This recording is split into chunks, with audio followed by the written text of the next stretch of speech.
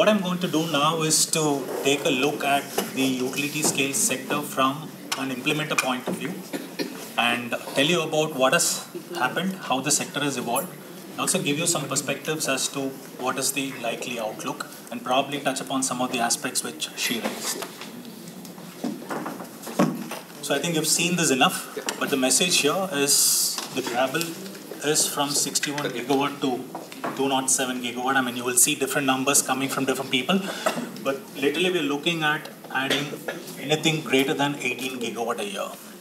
Is that possible? Now, I'm not looking at the question from how people from this industry look at, because people in this industry, for them, solar is a religion. You either have the fanatics or the critics. But let's look at some data and see what has happened so far and decide for ourselves whether it is possible. So solar actually took off in the year 2010 when the National Solar Mission was announced. And the first set of projects got commissioned in the year 2012. And since then, as you could see, there has been a constant increase in the annual capacity addition of solar. Now in 2022, year to date, October, we have installed about 12.78 gigawatt. And I believe, given the pace at which we've added the capacity and given the commitments we have towards sustainability goals and the efforts that we have to combat climate change, I sincerely believe that we can easily bridge the gap. Okay, so I think in the year 2010, we were just about 0.2% of the total capacity, and I think Ajit just mentioned that we've just become fourth largest in terms of installed capacity for renewables. But let's look at how the sector has evolved in terms of the technology. Now, as I said, the sector took off in 2010. Now, between 2010 and 2014, the installations were predominantly with modules whose capacity was not more than 281, right? And that was polycrystalline. Now, if you had to talk about thin film, it was not greater than 100 watt peak. So that was the technology that was available, and predominantly the installations were fixed tilt type, and the inverter size was not more than 0.75 megawatt. Now, the size of the projects that got executed between 2010 and 2014 was between 1 megawatt to 20 megawatt. Those days, I mean, we were doing projects, 20 megawatt was considered to be the largest. Moving on to the next phase, which was from 2014 to 2017, the module rating went up to 330, that was polycrystalline. And we saw the introduction of trackers and seasonal tilt coming in for the module mounting systems. So tracker, as you know, is a system where the modules can track the movement of sun on a daily basis. Now, seasonal tilt is a fixed tilt system wherein you change the tilt once in 4 months or 3 months in a year to take care of the seasonal variation of irradiance. And then you had the inverter capacity going up to 1.25 megawatt, and that was at the central level. Then between 2017 to 2020, we saw the introduction of monocrystalline modules, and therefore we saw an increase in rating up to 440 watt peak. And then, fixed tilt again became a dominating module mounting system. And then we saw capacity of the inverters going up to 2.5 megawatt at the central inverter level, and we also saw the introduction of string inverters. Now, between 2020 to 2021 and from mid-2021 and looking into the future, we have module ratings of 540, and for deliveries over the next 4 months, we are looking at 600 watt peak plus. And we also have the bifacial modules that got introduced, which means that the module will be able to convert the irradiance on the rear side also into electricity.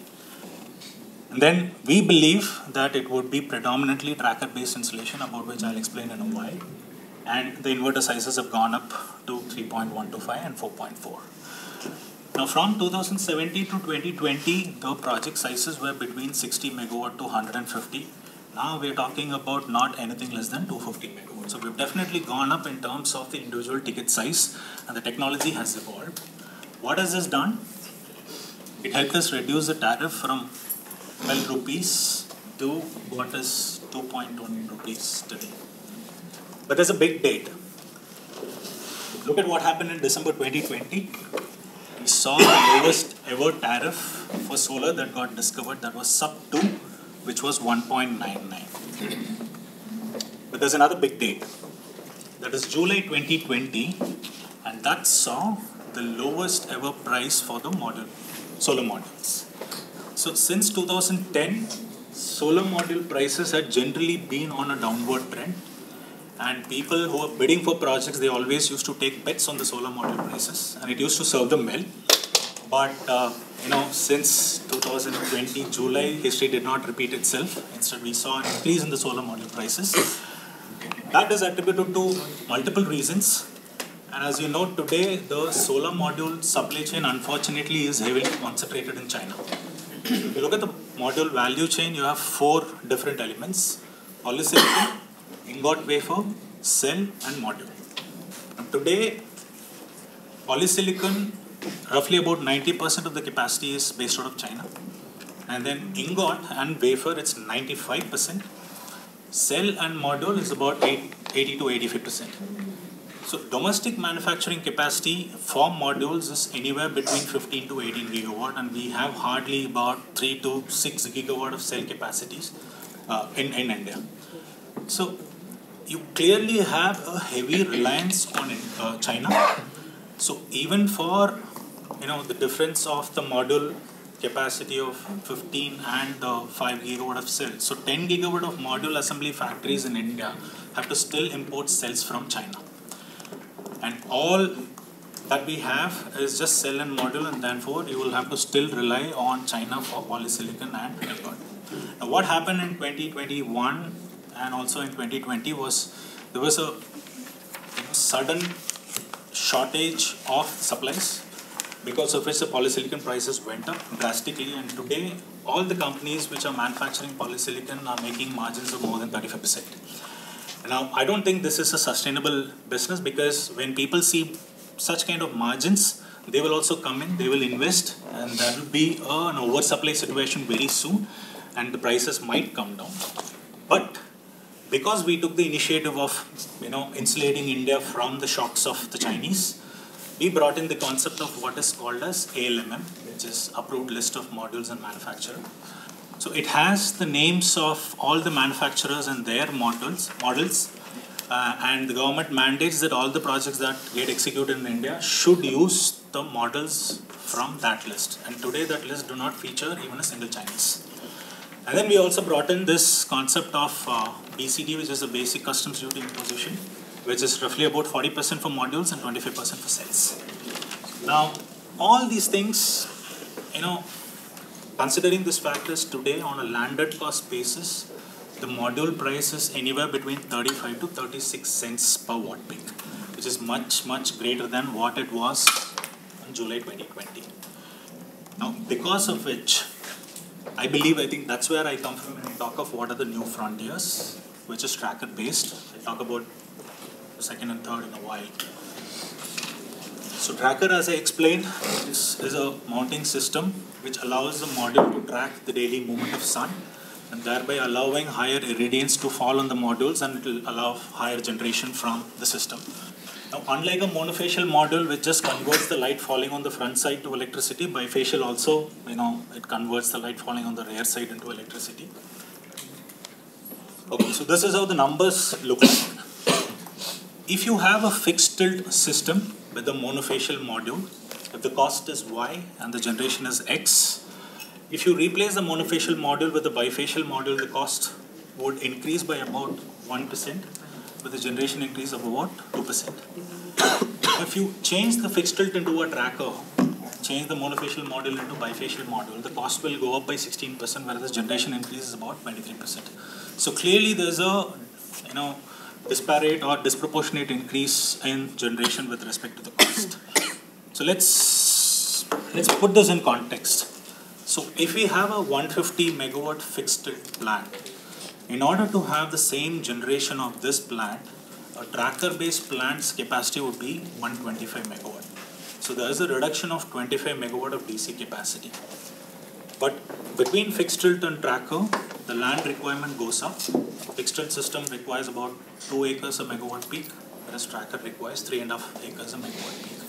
So 150 would take 300 acres, and 125 of tracker would roughly take about 440 acres.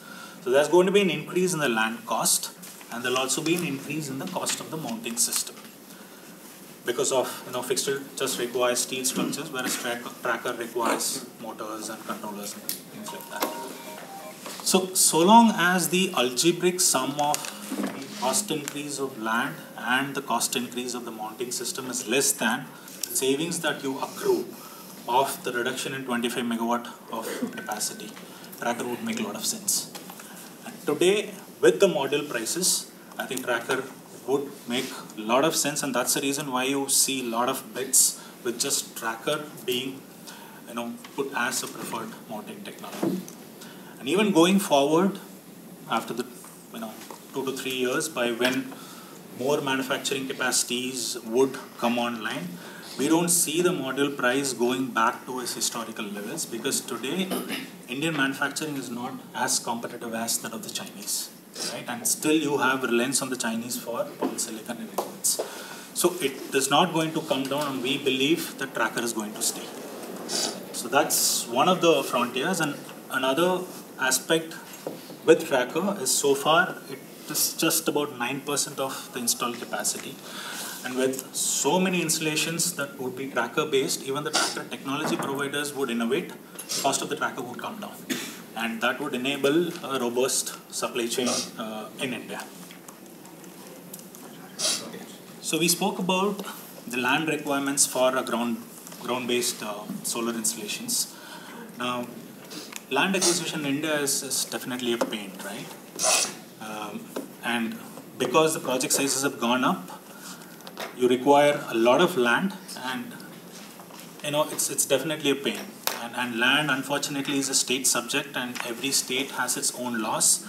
And we end up having a lot of delays in the project because of land acquisition delays, or you have an increase in cost because you will have to expedite the project to keep the project completion within the time. So that's one. Second, when you plan a project, you have a beautiful rectangular layout, and you say, okay, I'll work out the quantities, I'll fix the cost, and I'll start the work. When you go to the ground, in the rectangle, you're not able to acquire some patch here, you're not able to acquire some patch here. So what started as a beautiful rectangle, by the time you complete the land acquisition, takes amoeba. Now that has an impact on the quantities of engineered items such as cables, fence, roads, drains. So that increases the cost.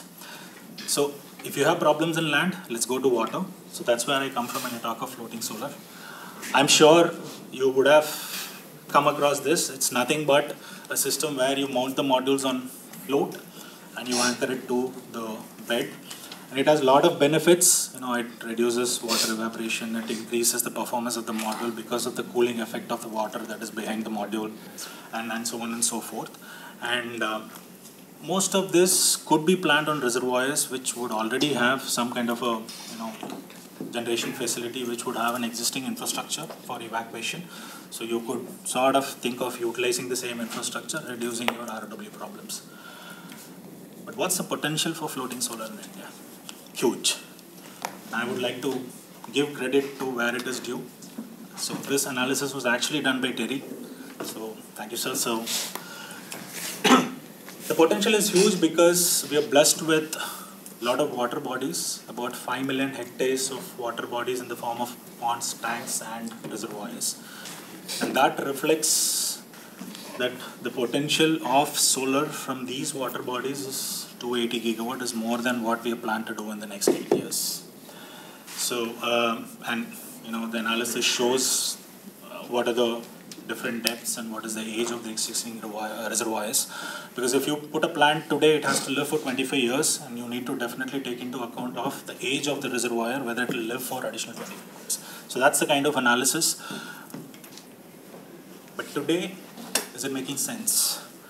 The cost of electricity from a floating solar plant is on an average 30% higher than the cost of electricity produced from a ground mount plant. Why? Because so far we've had an installed capacity being just about 300 megawatt. So 60 gigawatt of installed capacity from solar till date, of which only 300 megawatt has come from. So clearly, if there's going to be a push in terms of moving some gigawatt size tenders based on floating, we believe that there would be reduction in cost because of economies of scale, And even the float technology providers would sort of innovate as how we saw the technology evolution happening in the ground mount solar systems. One of the biggest aspects with respect to floating is, so far the size of a floating project was between 20 to 50 megawatt, and that did not justify the idea of setting up a manufacturing base closer to the site, because it's too small a base. So float was getting manufactured in some facility and it was getting transported to the site. When you transport a float, you are actually transporting air, because it's hollow, it's plastic. So the weight to volume ratio is too low, it doesn't justify cost. So the logistics cost of floats were extremely high, and that was one of the reasons why the cost of the floating systems were high. But today, with the size of the project going up, we could justify localization of a manufacturing base for floats closer to the site. Thereby, you reduce the logistics cost. So we believe, going forward, floating would have a place, and it may not be an answer to the problems that we are facing with land, but it is definitely a segment that would help us. Introduction about the 15 minutes. I'm just done with this. There's one more. We spoke about around the clock. I think we had problems of intermittency with respect to solar and wind. I think the answer is around the clock. Now, is it making business sense? Yes, the early successes that we had with some of the RTC tenders showed that the tariff is not that out. It is as competitive as that of tariff we're discovering in standalone solar and wind. I think this is how it would look like. It will solve the problems that we are facing with respect to intermittency. So I'll stop here. So as I said, the new frontiers for utility scaler, we believe utility scale solar are tracker, floating solar, and RTC power. And I personally believe that utility scale solar has a lot of promise, and it would touch 18 gigawatt a year. And I would like to take reference of what Minister Nitin Gadkari said: if there is a will, there will be projects. If there is no will, there will be just surveys and reports. Thank you so much.